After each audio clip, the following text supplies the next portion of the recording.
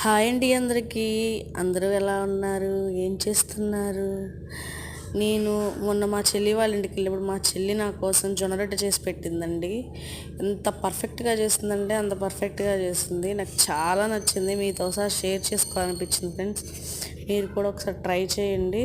ముందుగా జొన్న పిండిలో కొత్తిమీర, పచ్చిమిర్చి, అల్లం తరుగు, ఉల్లిపాయలు, జీలకర్ర, ఉప్పు అన్నీ వేసుకొని వాటర్ వేసుకొని కలుపుకోవాలి. ముద్దలా కలుపుకోవాలి. అలా ముద్దలా కలుపుకున్న మిశ్రమాన్ని చపాతీ చేసుకునే పీట మీద కొంచెం కొంచెంగా పిండి వేసుకొని ఒత్తుకోవాలి. అలా ఒత్తుకున్నాక పెనం హీట్ అయ్యాక పెనం మీద రెండు వైపులా బాగా కాలేట్టుగా చూసుకోవాలి ఫ్రెండ్స్. అంతే, జొన్న రొట్టె రెడీ.